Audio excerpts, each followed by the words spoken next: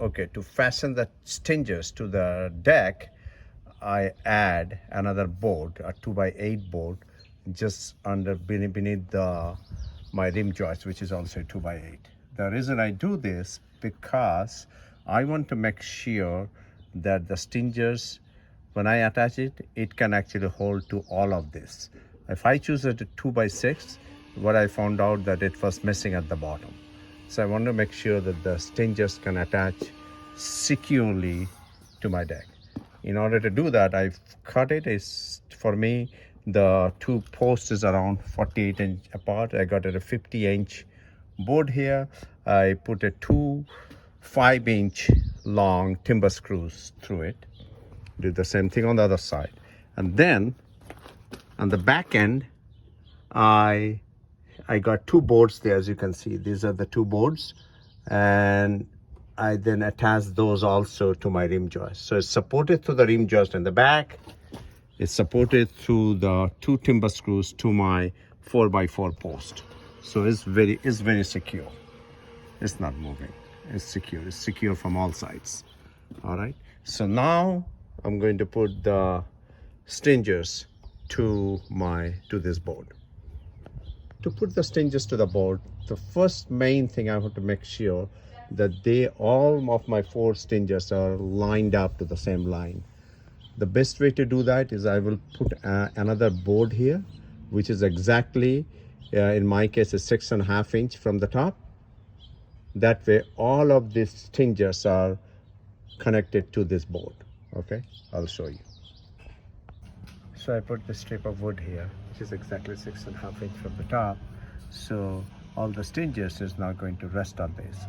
By this I know that they should be all exactly lined over, because I draw a line from top exactly to 6.5 inch.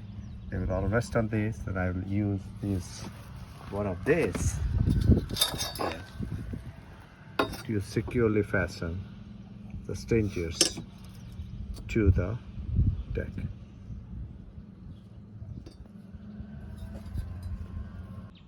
So like I said before, for each joint, I'm going to be using, for each stingers, I will have this joint. This is joining at the back, side, and then the bottom, and the U-joint here, this one.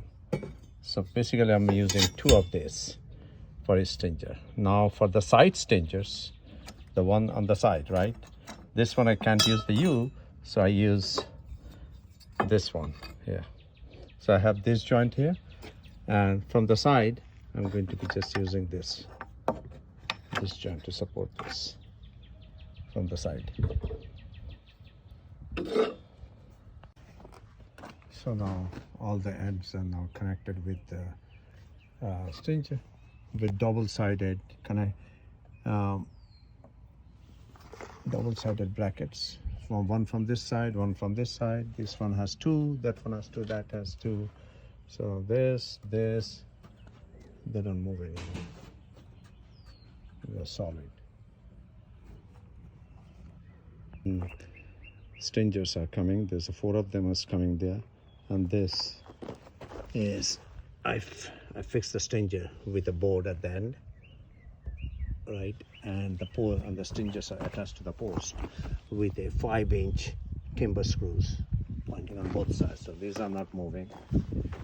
And then I have about 5x3, about 15 square foot area that I'm going to cement it to a 4-inch. So this will be all hidden. So this is a 6-inch board. So about 4-inch to this will be covered with cement. And I put 60-pound bag, 260-pound bag here. Now I'm going to mix it with water, about 2 liters of water for that. So this post will be solid, and then I'm going to mix all of this with cement. So here's the final work. I have my stingers now embedded into the concrete with the concrete post. This last step is right underneath the concrete. It's not going to move, and the post looks pretty good. This is about what I did is I bought one for concrete pour mixing machine, like it's extreme power, It actually hold one bag at a time. I used about 14 bags to fill. This is about 5 by 3 inches of landing pad. One I put one bag over here and put water into this mixing machine, then put the one bag here, let it mix. So before I put the decking here, I want to protect the stairs with this tape. This stairs is going to take a lot of loads over the time. I really like to protect it, so I will put this tape on the stringers before I put the decking layer. So now all the stringers are coated. So I put the black tape on all the stringers. Now I'm going to put the decking board on the top. Decking board on the top and fascia on the side.